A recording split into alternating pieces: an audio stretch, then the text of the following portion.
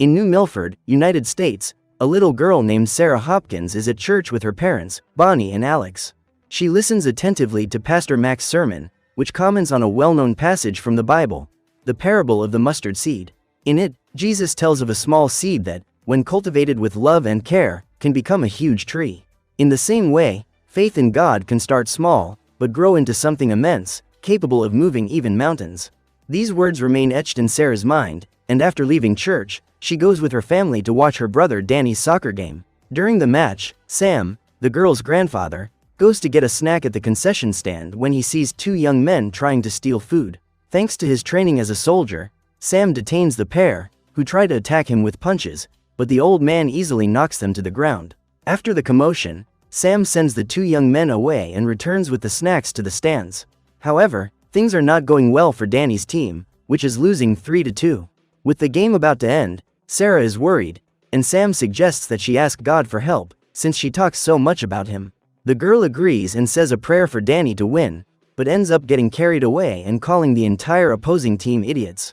Even so, the prayer works, and as soon as he receives a cross, Danny scores the equalizer with a bicycle kick. Thanks to this, the team has a chance to turn the game around in overtime, but Bronner, his rival in the game, devises a plan to ensure his victory. He then simulates a foul inside the area, causing Danny to receive a yellow card and the referee to award a penalty against his team.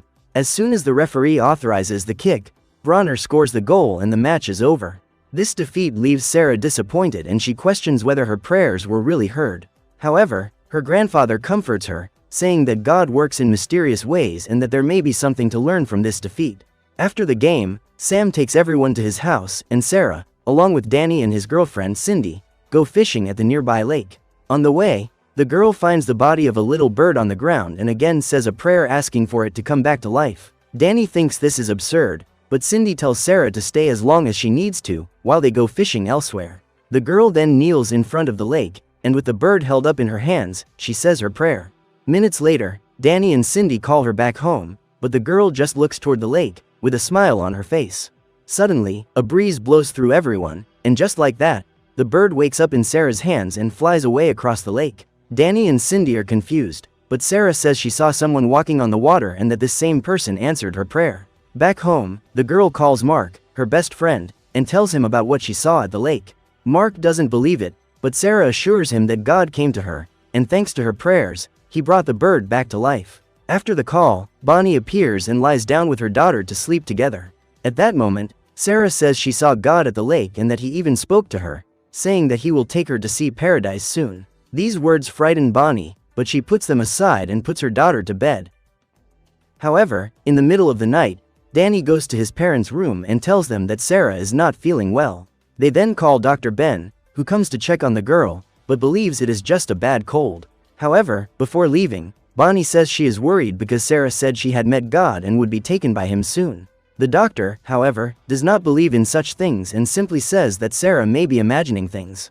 Finally, the doctor leaves and Alex goes to his daughter's room to check on her, where he finds a drawing on her desk. He is surprised by the level of detail in the image, which shows the same lake at Sam's house and a mysterious man coming out of a portal of light. Bonnie also has no idea how her daughter made this drawing and thinks it best to let her rest for the rest of the day. As soon as she feels better, Sarah goes to meet Mark and tells him about feeling sick during the night.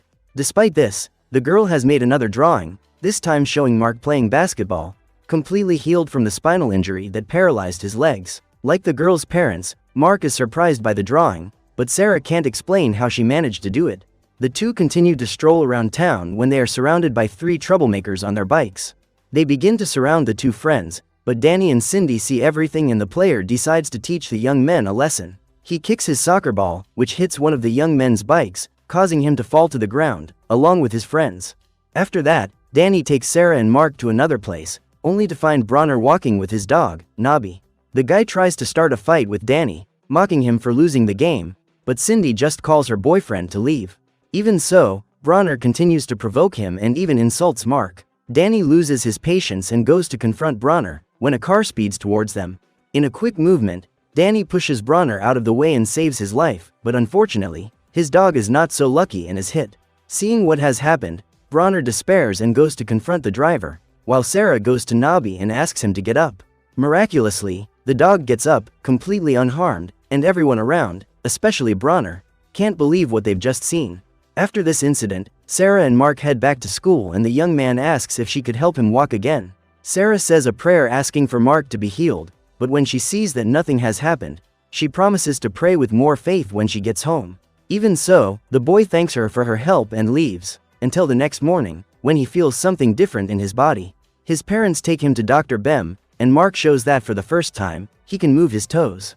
The doctor does not believe this is possible, as the injury to his spine was very serious and the chances of recovery were practically nil. However, with effort, Mark manages to slowly move his toes, leaving his parents thrilled. The doctor then calls Mark's mother to talk to her alone, without understanding what is happening, when suddenly Mark appears next to his father, able to walk without difficulty.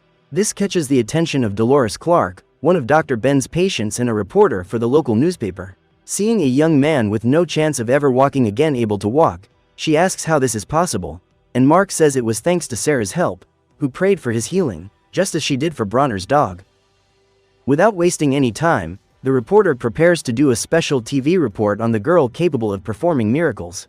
However, Dr. Ben remains skeptical about the matter and goes to Sarah's house, along with Pastor Mac. After telling her about Mark's recovery, Dr. Ben asks if Sarah knows anything about it.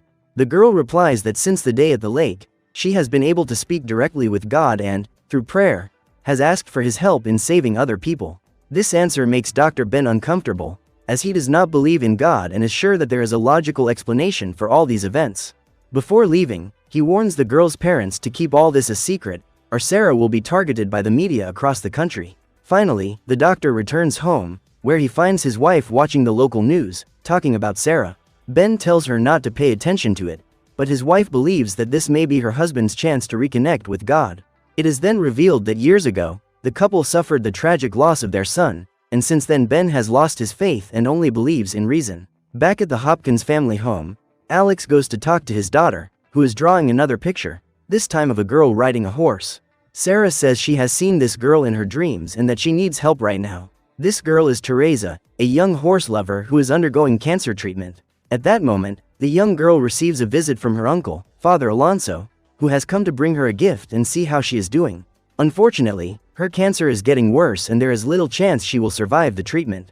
Despite these words, Alonso mourns the girl's diagnosis and goes to talk to his sister, who is watching the news.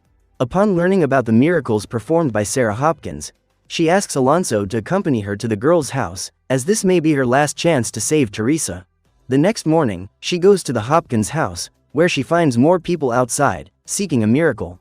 Alex thinks it best to ask everyone to leave, but Sarah recognizes Teresa from her dreams and goes to her, promising to help her. Then, Sarah holds the girl's hands and begins to pray, which makes Teresa feel an unknown force. In a few seconds, the young woman's face is filled with joy, and even without being sure, she believes she is completely cured of cancer.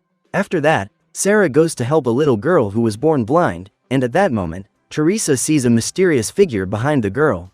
This entity places its hand on the girl's shoulder, and immediately afterwards, the blind girl is able to see for the first time. Finally, Sarah goes to a boy in a wheelchair and extends her hand, asking him to get up. To everyone's amazement, the young man is able to walk and there is no doubt that Sarah is capable of performing miracles through the power of her faith. However, after helping them, the girl begins to feel ill and faints, being taken by her parents to the hospital. There, Dr. Ben says that they will have to wait for the test results to find out what happened, but during the conversation, several reporters begin to surround the hospital. The doctor then helps the family escape through the back exit and they all go to Sam's house so that Sarah can rest. Once there, Bonnie talks to her father and confesses that she is afraid, as her daughter seems to be getting worse with each miracle she performs. In the middle of the conversation, she receives a call from Dr. Ben, saying that Sarah's test results have arrived. However, the news is the worst possible, and Bonnie cries when she finds out that her daughter has a malignant brain tumor. The next morning, Dr. Ben and Pastor Mac go to Sam's house to talk privately with the girl's parents. Meanwhile, Danny takes his sister to play in the woods, but as soon as he gets distracted, Sarah runs back home and listens to the conversation, hidden in the kitchen. Inside the house, Dr. Ben explains that the tumor has grown rapidly in Sarah's brain, making surgery highly risky. Upon hearing this, the girl's parents cannot accept the idea of losing their daughter, but Sarah appears in the living room, asking them not to worry, as she is going to a better place. The girl then hugs her parents and asks them to take her to the lake one last time. However, Sarah ends up fainting, and Dr. Ben tells her parents to take her to the hospital immediately. Before leaving, Sarah sees her grandfather and asks him to take her to the lake before it's too late. Upon arriving at the hospital, it doesn't take long for reporters to gather at the scene, seeking information about the condition of the girl who performs miracles. However, the family does everything possible to keep them away, and Danny goes to his sister's room, bringing her drawing materials to distract her. Instead, she asks her brother to tell her what it's like to be with the one you love, as she believes she won't live long enough to find out for herself. These words leave Danny speechless, and Cindy tries to comfort Sarah, who asks the young woman to sing their favorite song. Cindy agrees, but can't hold back her tears when she realizes that this may be the last time Sarah will sing by her side. Shortly after, Bonnie and Alex show up to check on their daughter, when Danny receives a message from his grandfather on his cell phone. He tells the young man and his girlfriend to come to his house, as they need to discuss a very urgent matter. Danny obeys and goes with Cindy to Sam's house. Before revealing his plan, Sam gives the floor to Teresa, who talks about the moment she saw the entity next to Sarah while she was healing other people. The girl is certain that God was beside Sarah and that only he can save her from her tumor. After this testimony, Sam says that he has gathered everyone because he needs help to fulfill his granddaughter's request to go to the lake one last time. Sam believes that if Sarah returns to the place where she met God, he can heal her of her illness.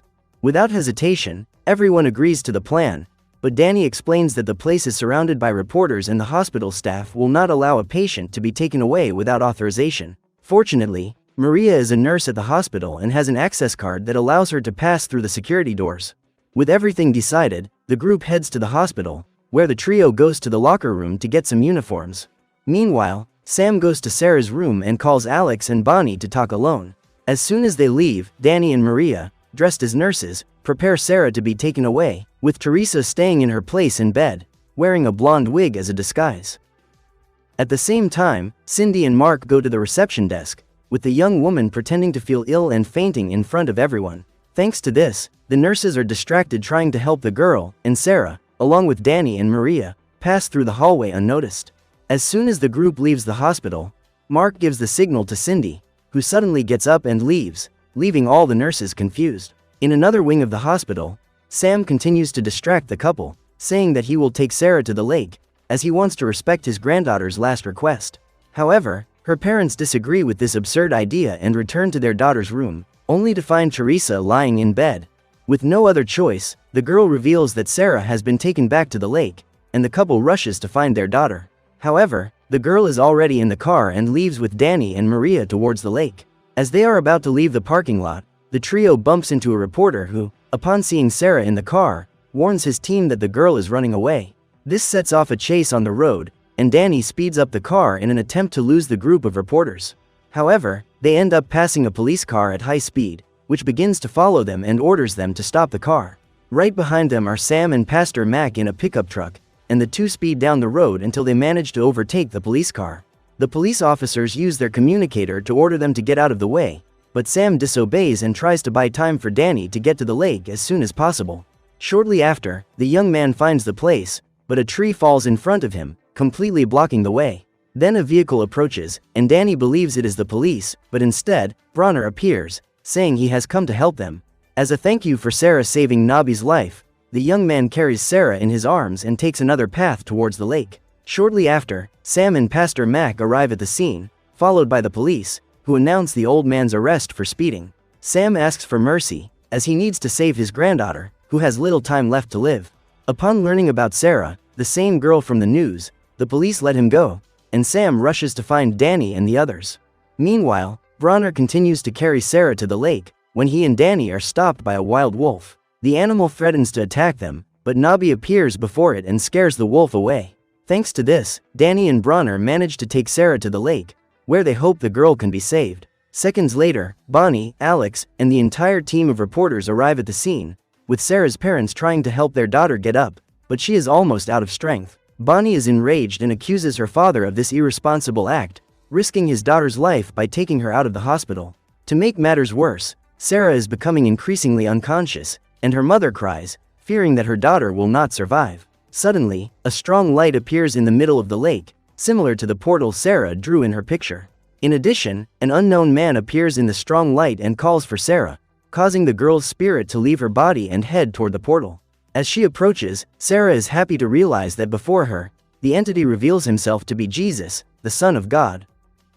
Just as the girl had said, he invites her to visit paradise, and the two go there, with the portal closing shortly thereafter. After that, everyone around the lake cannot believe what has happened, but grief soon overtakes Bonnie, who sees her daughter's lifeless body on the ground. Devastated by this loss, the family takes Sarah back home, and at that moment, the rain stops falling. When they arrive home, Sarah's family cries over the girl's body, and Bonnie tries to find comfort in knowing that her daughter is in a better place.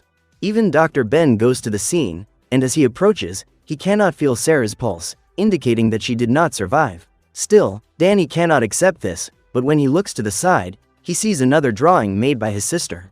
The image shows Sarah leaving the gateway to paradise and returning to the world of the living, which fills Danny with hope, and he runs towards his sister, asking her to come back. As he does so, Sarah's face comes alive and the girl awakens before her family, who can barely contain their joy at yet another miracle. Sarah is happy to be back and says she asked God to return because she wanted to take care of her family before going to paradise. After this emotional reunion, the girl leaves the house and meets people from all over the city, who kneel before her. However, Sarah asks them to stand up, as she was not the one who performed the miracles and was only sent to convey a message of love from heaven. Now that she has fulfilled her mission, she asks everyone to help each other and have faith, because God will always be there to comfort their hearts. Days later, Pastor Mac gathers everyone for another mass, where he tells them about the incredible experience he had, thanks to Sarah's unshakable faith. After the celebration, the girl recalls the parable of the mustard seed. As Jesus' teachings said, Sarah discovered that something as small as human faith is strong enough to make us believe that miracles exist. So what did you think of this movie? Leave it in the comments below. And if you liked the video, like and subscribe for more movie recaps. See you next time.